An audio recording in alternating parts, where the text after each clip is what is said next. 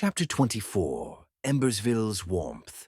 The mid-afternoon sun cast long shadows across the village of Embersville, its warmth illuminating the cobblestone streets as it filtered through the trees that lined the roads. The town's heartbeat was clear.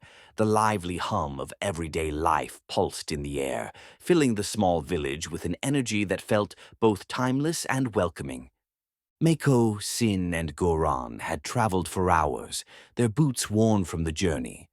But as they reached the heart of the village, the sight of the bustling main street felt like a warm embrace after a long trek. Merchants hawked their wares from brightly colored stalls, their voices rising above the soft murmur of the crowd. Children ran between the stalls, chasing each other in games, their laughter rising like the sweet notes of a song. The scent of freshly baked bread wafted through the air, mingling with the tang of roasting meat from a nearby spit. Everywhere the three travelers looked, life thrived in a way that felt almost unreal after the danger and unease that had trailed them for weeks. Mako took a deep breath, smiling at the sight. "This place feels like a dream," he said, his eyes scanning the surroundings. His shoulders, which had borne the weight of unease for so long, finally felt the lightness of peace. "It's more lively than I expected," Goran agreed, his deep voice rich with a smile as he walked beside Mako. Though Goran was a dwarf and smaller in stature than most, he seemed unbothered by the crowd, walking confidently through it. His eyes gleamed with excitement at the prospect of reaching the tavern. "I've been hearing about this apple ale," he said, almost dreamily. "I've been dying to try it since we entered the village." Mako chuckled softly, looking over at Goran's eager expression. "It's supposed to be a local specialty, apparently," he said. "Guess we'll find out if it lives up to the hype." Meanwhile, Sin remained quiet, her sharp eyes cutting through the crowd. Though the village was busy with life, she didn't allow herself to relax. Her senses, finely attuned to the pulse of magic, stayed alert to every shift in the air, every breath of wind. Something about this place felt still, too still. There was a subtle hum in the air, an undercurrent of mana that was strangely muted. She could feel it, but it didn't seem to resonate with the usual intensity she was used to. She kept her distance from the center of the crowd, always a few paces behind the others, her posture tight and her eyes scanning for any sign of trouble. "You okay, Sin?" Mako asked as he glanced back at her. "I'm fine," she replied, her voice low but firm. "Just keeping an eye out." She didn't mention the shadow in her mind, the nagging suspicion that something was wrong. She knew better than to ignore her instincts. They approached the tavern, a small but charming establishment with a crooked sign hanging above the door, swaying slightly in the breeze. The Fog and Horn Tavern. Its name was just as rustic as its appearance, with a wooden exterior and large windows through which warmth and flickering light spilled. It had a comforting, familiar feel about it, like the kind of place where a weary traveler could find solace for a time. As they pushed open the door, the warmth hit them like a blanket. The interior of the tavern was dimly lit, with the low glow of lanterns and the crackle of a hearth filling the space with a cozy ambiance.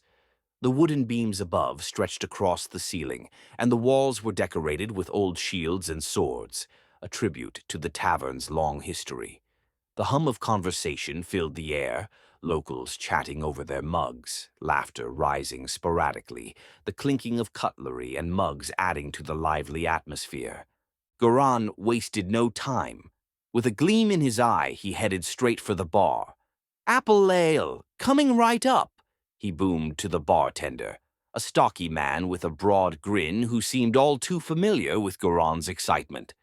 The bartender, a burly man with a thick beard and a friendly smile, poured a frothy pint into a mug and slid it toward Goran. "First time here, eh?" "You're gonna love it," the bartender said, his voice warm and welcoming. "Best apple ale in these parts, brewed right here in Embersville, on the house for newcomers." "On the house, eh?" Goran's eyes sparkled, his voice full of delight as he took the mug in hand. I've heard tales of this drink, but nothing could have prepared me for this. He took a deep sip, his eyes lighting up. Incredible. I can feel the apples bursting in my chest. This is heaven. Mako laughed at his enthusiasm, taking a seat at the bar beside him. If you're not careful, you'll get drunk before dinner. Goran merely waved him off, wiping the foam from his mustache. Not a chance. But this is worth every mile we've walked to get here. As Goran enjoyed his drink, Sin took a seat further away from the warmth of the fire, her eyes still scanning the room. Her thoughts drifted as she assessed the scene. The patrons were friendly enough, but there was a tension that had yet to break free from her shoulders. She couldn't put her finger on it, but something about the way the tavern seemed to hum just under the surface. It felt like too much calm, too much normalcy for a world that had felt so far from it. Her gaze shifted from the flickering hearth to the door. Just as she noticed a figure enter, a chill crawled up her spine. A man cloaked in dark gray leathers stepped inside. His face was hidden beneath the deep shadow of his hood, but she could feel something emanating from him.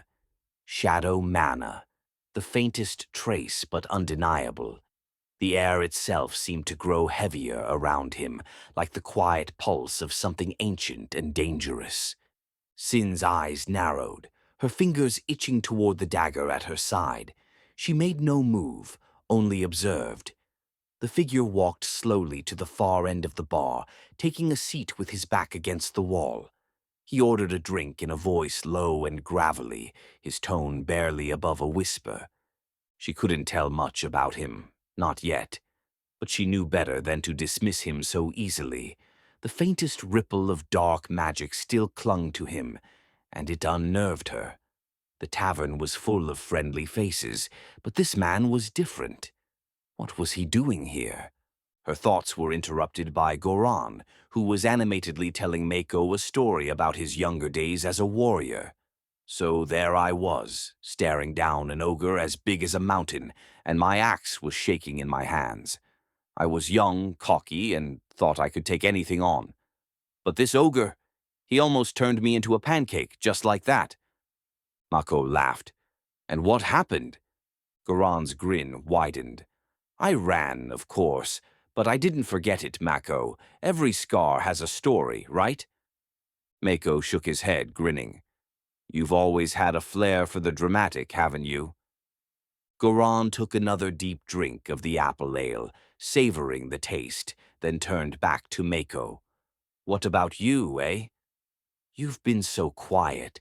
What's your story, Mako? Got anything as wild as mine? Mako leaned back in his chair, his fingers lightly tapping on the bar. It's not always about the wild stories, he said, his tone softening. Sometimes it's the quiet moments that matter most, the ones you don't talk about. The conversation lulled for a moment, each of them lost in their own thoughts.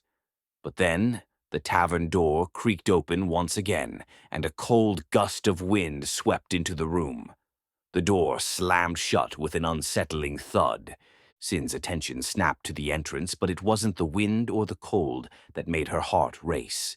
It was the figure standing there. Several tainted goblins, their skin blackened and twisted, stood in the doorway, their eyes glowing with a dangerous light.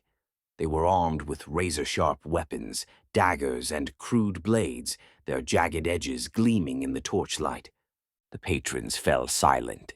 Sin's fingers went to her dagger, her heart pounding in her chest. She was already on her feet, her mind racing. This was no ordinary disturbance.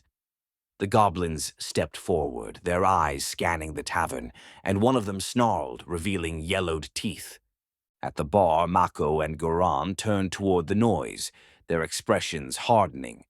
Before anyone could act, the door creaked open once more, and a terrified scream echoed from the street outside.